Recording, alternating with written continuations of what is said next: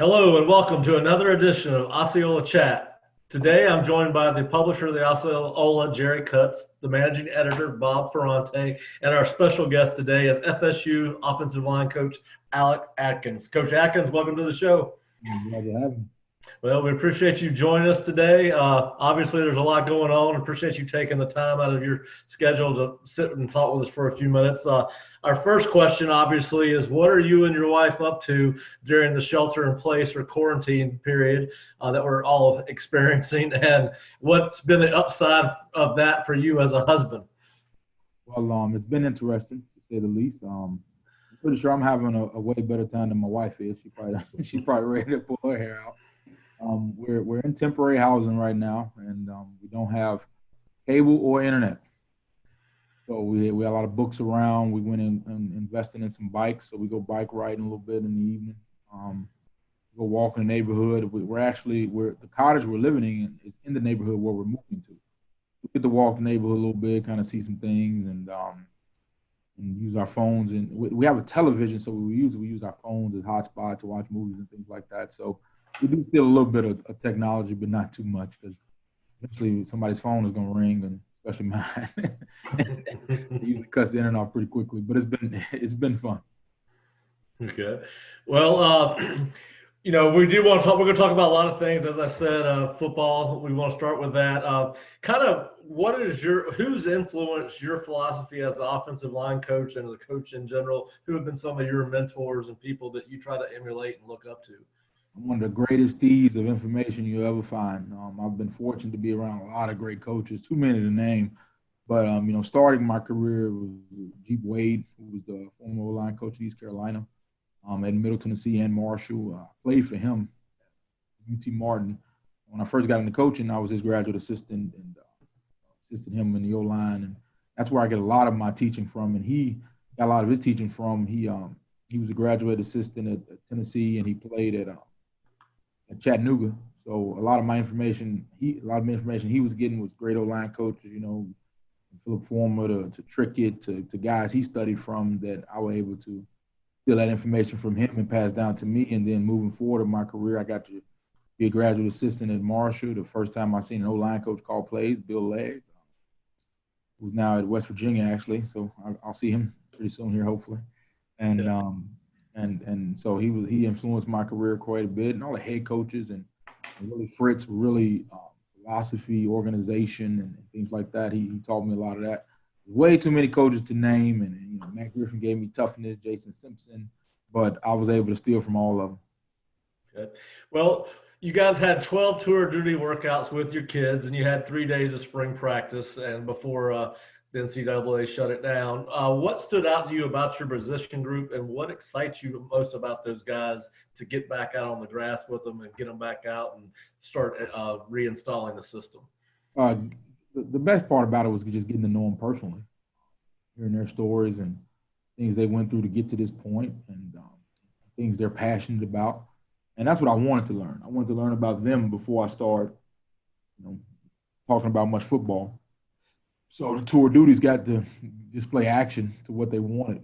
How toughness, attention to detail, being able to be coachable and things like that. That was my first time to hold them to the standard that the things that they want to do. So that started the building block toward. Then of course we got into spring practice. I was really excited. Any coach will tell you when we get to go on the grass, that's the best part of the day. We all itching to get to practice. And it was amazing because I enjoyed, especially coaching offensive line, you enjoy the foundation teaching of football where it's like, all right, don't worry about the play or none of this. Let's just talk about a stance, first step, a second step, eye discipline. So I enjoy that part of it because for us as coaches, it starts over every year. However long you've been coaching, the first day is still the first day. So the excitement of that and being around those guys and being around for the first day. And the number one thing that excited me about the group was they want to get better.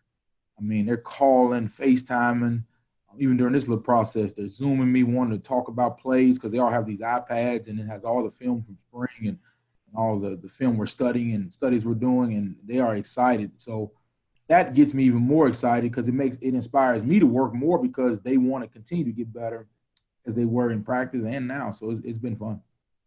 What kind of challenge? I mean, you have to have five guys working in concert together. Obviously, the time away from the field is not optimal for any position, but what kind of challenges does that create for an offensive line coach? And how creative are you guys getting and teaching your players what you want them to know? It's a lot easier when they want to learn. And so anything we're implementing is helping them. So a lot of what I've learned is players like to watch themselves. So I've been going back and having them regrade themselves. And that's something they wanted to do. They reached out to me and said, Coach, how do I get myself better? I said, well, you can always, rewatch yourself in practice or rewatch in practice. And he said, well, Coach, I'm going to grade myself and I want to go over the grades and we're going to sit down and watch it together. So it turned into those guys getting together and like Zooming because they use Zoom for all academics. So now they're all in there with their own grades and we're going over plays that they want to hit me with. And it's fun because now technology is amazing because now it's very similar to a position meeting because they get to hear me coach everybody else. So now they're just not learning about what they do. They learn about the overall concept of what we're trying to achieve, which I think has been really good. So it's almost very similar to having a position meeting where you got to sit in there and listen to me yell at somebody else. Well, what are two with players off campus, at home, most of them? What are some of the things that you concern yourself with most about their health and well-being? You just don't know what some players go back home to. That's a concern. I'm pretty sure a lot of high school coaches and college coaches worry about that because you just don't know what the situation is, or with nutrition, meals, structure. A lot of things is going with this virus where parents are not working, and you just don't know a lot of things that could distract them from when you have them here and you have them structured. Which those are things that are much more important than what we're doing, but it is a concern when you're talking about overall football development. So just constantly checking in on them, staying in prayer and hoping that home situations and this thing, gets back to normal, just so people can go back to work and provide and get back to kind of a normal routine day for them. Now, one of the things, go ahead, Jerry. Yeah, Alex, I was wondering about that. So much of coaching is personal interaction with players, and because of this adversity, are you finding yourself, being able to talk to kids in a way maybe you normally wouldn't be able to because of this situation on an emotional, personal basis? I believe it's created a little bit more of those conversations because when they're here, sometimes they're protected for some of the things that they're going through now. And it's kind of right in their face now. So yes, and that was important I know it gets kind of redundant with establish no relationships while I was here for those 3 months for them to feel comfortable enough to have those conversations with me. That's more of the coaching part than anything. So it's been amazing that they've been open to me. And a lot of the small things you don't think about, like even me with internet connection, cell phone broke, or hey, I got to watch my brother and sister. They're running around the house, coach. I really don't have time to sit down and get away from them because my mom has to work and my brother and sister in the room. I don't, I don't know where I can steal an hour to do my tutoring because then responsibilities change. So Coach Novell brought up a great point yesterday in our staff meeting about, checking on the mentality of our kids and because they don't emotionally know, sometimes they don't know how to react to things like this. It's new for everybody. So checking on their mental status and making sure they're in a good place. Yeah, as far as the academics, I know the academic people are working hard. I mean, you feel comfortable about that aspect of it? I feel great about that aspect. Our academic, Regina, and that staff is the best I've ever seen. I mean, we get detailed, up to date. I mean, they're meeting on Zoom. They still got learning specialists. Teachers have done a phenomenal job. I tell you what, that aspect of it, the academic part, has been amazing. So that's one thing you don't have to, I feel good about. Now, there are some things like, we had to work through technology wise, but I mean, my kids added me to Zoom yesterday and they're all in there. So they have that part I feel really good about. I was worried. That was probably one of the one things I was concerned of academics because, you know, every professor is different, every major is different, and how they're going to handle this. Are they going to do meetings? Are they going to do worksheets? You know, but that part has been amazing. You know, Coach, we talked yesterday with Chris Thompson, and Chris, of course, had a lot of experience with Coach Norval, but this is your first rodeo with him and with Coach Dillingham. Those guys have some experience around each other. How has that gone? You mean you're the offensive line coach. You've got 5 of the 11 guys, and in order to make the offense go, the offensive line's got to go.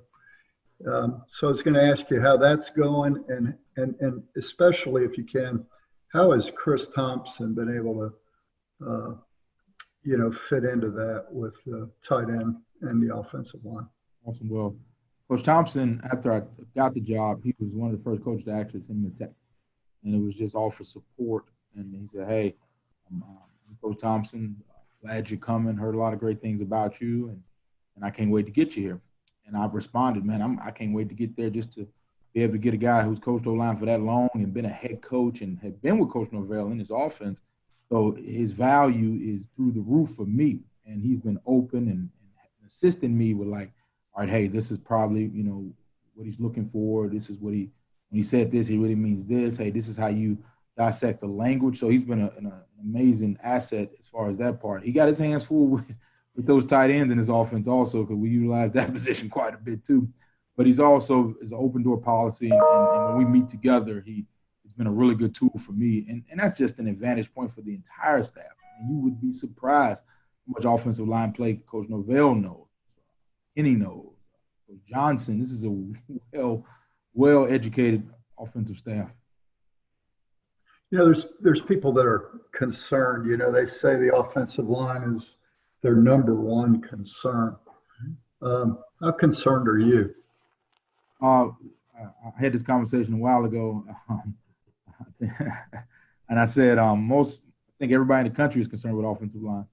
When I was at Charlotte, I was fortunate enough to visit a lot of places, even opponents that we may face. But and the overall consensus was O-line, offensive line play, and a lot of that is coming with the development of offensive linemen. I think outside of college athletics and everywhere, it's kind of been an area that gets overlooked sometimes. So I'm always concerned. If everybody said we were going to be really good, I'd be concerned. So my concern level never changes. My job is to get the most out of them. So I would say my concern level is the same every year. It never changes. I still get the base foundation teach it. It's just more of, I'm glad offensive line play in college football is the spotlight, because I hear about it more now than I ever have before. I was having a conversation with someone. They asked me, and they said, "Oh man, we got the worst O-line." I said, "Who got the best?" And I said, "Who got the second best? Who got the third best?" Of course, they can't name second or third, because it really just. I'm glad a lot of people are paying more attention to offensive line play, and also I love the makeup of offensive linemen. I love their mentality. You know, we like a mushroom society at our O-line clinic, because I like that we will get most of the criticism, because I think offensive line handles the best, and that's what we do. We protect everybody else. So my concern level is the same every year. To answer your question. The world needs more offensive linemen. There's no doubt about that. No question. I promise you, any profession you in, you hire an offensive lineman, you got the best you possibly can get. So Alex, on the kids themselves, as you got only 3 days on the grass with them. But did you get enough could you see enough to help you formulate an opinion about what ability level? Is that what you're asking, as far as ability level, or? Well, ability level and work ethic, and to get an idea whether a guy's a tackle, a guard, or a center. Well, the first thing you're doing in those deals is more base fundamental teaching and base concept teaching, and I put a lot on them early. And the thing I didn't get a chance is to see the result of the process yet. So we'll restart that. But Overall, what I can tell you is I saw vast improvement just because they want to be better. From practice 1 to 2 and then 2 to 3, they improved each day, which is the goal. And so I do give them credit for that. But as far as ability and position wise, no, sir, I couldn't honestly give you a truthful opinion. Plus, we had some guys that played some meaningful snaps last year that were out and things like that. So we got a little ways to, a little bit more evaluation before I can give you an accurate depiction. Hey, Coach, when you're recruiting offensive linemen through the years, what qualities, characteristics, physical, personality-wise, what do you look for? It's such a developmental position. The first question I ask high school coaches is how committed to the player, how committed is the player to the journey of development?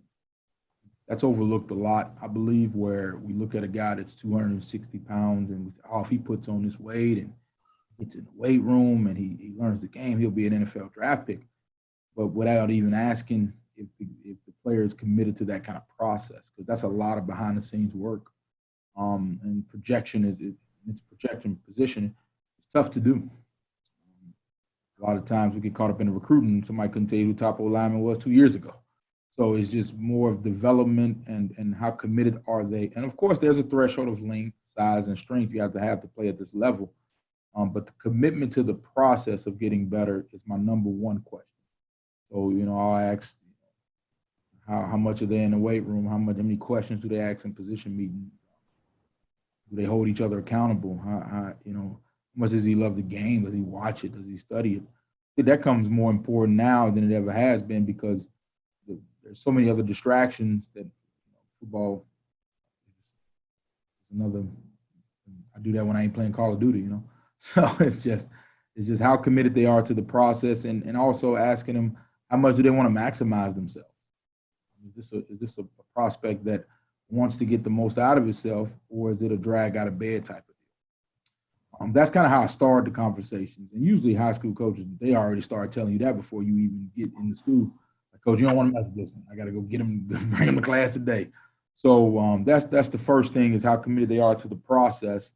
And the next would be how they relate to others. I think that's overlooked also because recruiting is so individualized, and then we throw them in a group, in a unit on the field with 5 people.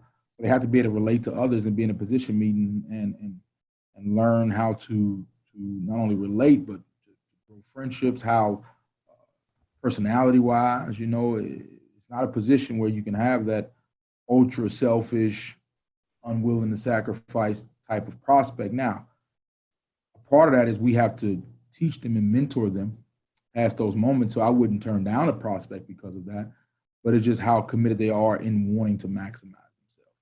The easy things to pick out is the big ones, the big, long, strong, athletic. I mean, my wife does a good job of picking those out. It's just more of the behind the scenes stuff. Yeah, I got to be careful. I got to go get on my bike today just in case, so I can't let another man take my shirt off in my house. But some of them good looking. She can spot those ones, but it's more of the behind the scenes stuff that I'm more interested in, not just the easy stuff everybody can pretty much see. Coach, speaking of recruiting, what are you able to do in the situation you're in right now? Well, we're under a dead period, so we're in the dead period rules where I can't call or initiate phone calls, but we're allowed to text, and kids are allowed to reach out to us as much as possible when you are allowed to direct message. So it's a lot of texting and getting the kids to call you and FaceTime you and things like that. So it's pretty much how we operate in the normal dead periods when the kids can't come on campus. Which we would love to get kids on campus. You're talking about some of those lists, but a lot of that is players being able to come see the type of men we have on our staff. And that's been giving us a great selling point.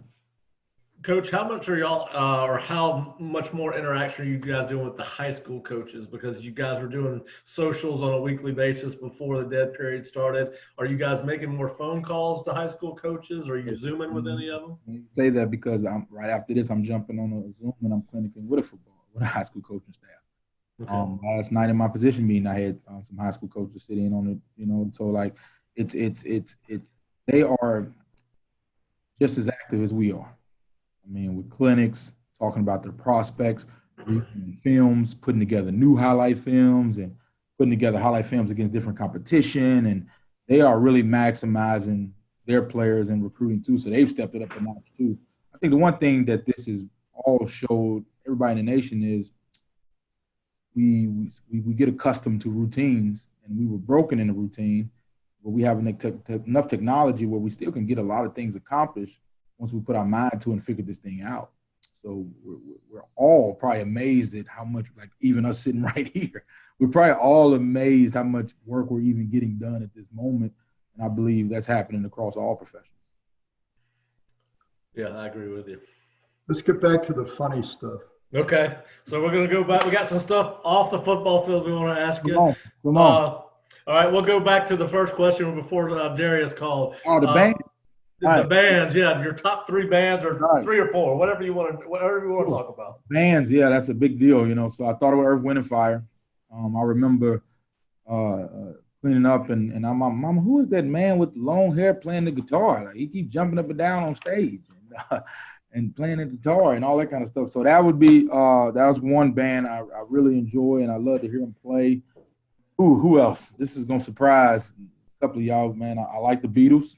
I remember I heard it's hard not to like, because they influence so much more music that we're hearing now. When somebody put me on game, it was actually a coach I work with. Like, I know this song. You heard that song? Because I was listening to it in a rap song. He was like, I know exactly where that song came from the Beatles. So I went back and listened to a lot of that music and saw how ahead of the time their music was compared to what was going on during that time. And it was amazing to hear the difference of how advanced their music was and how people still kind of going crazy with it. I had another band, like a full, complete band. Or a musician. You don't have to be a full band. Musician. Let me think. No, let me see. Of course, I mean, New Age. I love Jay-Z. I grew up listening to him. I listened to probably be about it. That's probably where I'm at. I'll leave it to those three. Of course. If Alex Atkins was not a football coach, what would he be doing today? Be a police officer. All right. I was going into law enforcement. I was all in, man. I had took the test and I was going for the physical. I've been out there giving out some tickets. All right, so you'd be out there enforcing quarantine, which leads me to my next question. They hated to see me out there. They'd be like, oh, Lord. You'd be flashing that badge everywhere, huh? I couldn't wait to get them roped. I couldn't wait. All right, so if you could be quarantined with any 3 people from history, not that you're not related to, or not including your wife, who would they be? That's a good one. Give me about 10 seconds here to who would I want to have a conversation with in quarantine.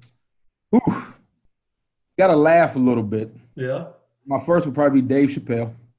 I think I'd have a good time with him laughing and things like that and doing. Then I'd want to dance and be entertained. So my next person would be James Brown. I think he'd keep it live and keep everything on point. We would never have a dull moment in there. And the next person, you got to get some historical facts and some people that give us some to keep our minds kind of growing a little bit further. So let me see, who would be an interesting historical figure? I tell you, I'm gonna throw you off with this one just because of the totality of life, and not to relate to message or way of thinking, but I always when I read the autobiography of Malcolm X, because to see how he started, how he went to prison, then he went to the Nation of Islam, then he left the Nation of Islam, and then he started going toward Christianity, and it was like to hear that whole process, I think would be a learning point. All right, so I don't. What's your last? Or you don't have cable, so this is probably a bad question, but it leads me to my next question after that. If you were going to, and what was the last show you Netflix or Amazon binged or watched?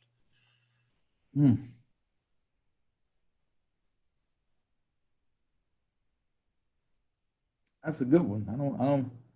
I I don't know. When the last time I kind of just watch whatever my wife makes me watch. Okay, well, that it. is a good answer. I That's think a they were good watching some show called The Circle. Yeah. They were like in this building and they had to talk to each other through these text messages deal or whatever. Like I don't know what it was, but I was kind of halfway paying attention and texting with I don't Okay. Sound like me, man. I don't know. And the last person I'm hunting down, I'm scared to go see him is I'm gonna tell you a great resource being in Florida State is Bobby Bowden. I can go in there and learn what he was doing around here to get what he was going, I'd be good too. Yeah, he'd be a good one to have. No, And boy. now, listen, he will entertain you. He might be the best storyteller I've ever been around in my life. We met him. He came up to the building one day and he grabbed our attention for a good 30 minutes without even trying. Just to hear those stories of this place and the history and the football games he won and those moments and so I would definitely have to have me. I'm sorry y'all said 3. I went 5, but kind of I get bored, so it'd be my 5 people. What was before you got to Florida State? What was the first thing you thought about when you heard the name Florida State? The very first thing I thought about was work done, but that's the groupie in me. But I thought about all the great players, but to be honest, the first thing that popped in my mind was Osceola riding Renegade out on that field and being able to be a part of that. I know that sounds corny or kind of cliche, but I remember, playing the college football video game and watching that. And I remember those powerful games on TV and everybody, we all remember those moments, even if we're not attached to Florida State or not, and being able to be a part of that. I went groupie mode on it, kind of went fan mode a little bit. So, well, if you enjoy that, wait to your first night game when the Osceola comes out. It's pretty I special. worry about a little something else at the moment, but hopefully I can kind of pay attention a little bit.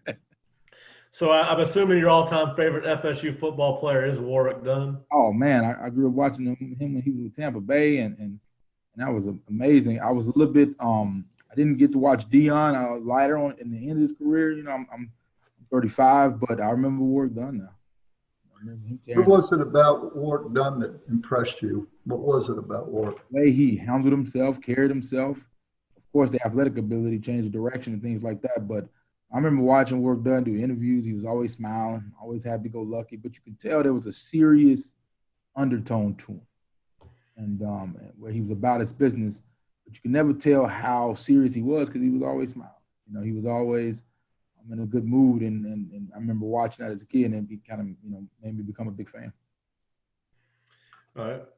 Jerry, do you want to ask him about the animal question? Yeah. One of our associates likes this question. If you could be any animal in the world, anyone, forget danger, forget personal harm, be any animal, what animal would you be? I can be any animal in the world. Of course, the first thing that pops in my mind is something that can fly. That's the first thing you think about. But, yeah, I think I'd probably be some type of animal that can fly, whether it be an eagle or something like that can kind of fly and live carefree and kind of pick what they want. I tell you what, I learned about one animal that kind of scared me a little bit. That's owls. I didn't know much about owls. First of all, I don't know much about them. I just little cute owls. I didn't know they were like predators. Yeah. And I didn't realize, and then I realized how big they were. Like when you see owls, and I had never seen a real one. And then when I think about them this big, and when I realized that they were large, huge animals, and they looked you in your face, when I saw one, I was like, that's pretty scary. And then they showed me the claws, and so as I'm learning about them owls, I might pick one of them too. Now that's a big, dangerous animal. Nobody messes with them either. And smart too. Y'all know about owls? Y'all know pretty detailed about them? I'm not an expert, but I was actually watching a Netflix show that an owl's a main character in one of the owl the animals, one of the features, and I didn't realize they were that they powerful. Are large. I'm talking and they look at you in your face. It's a little weird. They got cool eyes. I'll give them that. Their eyes are awesome. Nobody mess with them. I don't think nobody even hunts owl. You ain't never heard about nobody eating no owl, so they must be doing something right. All right. Hey, I know. Speaking of eating, I know you settled down in Midtown. I believe you're down in Midtown. What's your favorite restaurant down there? Man, it's too many to count, but I mean, I've been to Bella Bella, I've been to Cool Beans, I've been to them all before we had the shutdown, but there's many more I can try. But I mean, man, it's a bunch of good ones down there. I promise you that. It's good for an O-line coach. Yeah. Coach, O-line coach is the only coach on the excuse that can be big. You know, everybody else got to run and do all that kind of stuff. O-line, nobody trusts small O-line coaches anymore. Coach, you're running short here on time. I know you need to get going to your next call. Thank you. Before we go, if you could speak, and you are right now, to Florida State fans on this video cast, what would you say to FSU fans? It will never be a lack of effort. We are going to maximize not only ourselves, but every player we come in contact with. We're going to maximize them not only athletically, but academically, and the type of men that they're going to be and how they're going to represent. So all aspects of their lives. And we're going to make sure we build relationships with our players where they trust us. And it'll be a partnership where they'll want to do anything for us and we'll want to do anything for them.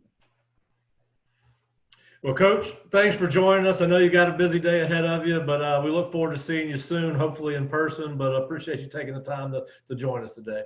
Hey, that's a big time clock too you got up there. I might come get that. All right. Well, yeah, come on. Guard up next time, put it in the back of my deal. All right, Coach. Have a good one, man. All right, fellas. Thanks. Take care, Coach. Thanks.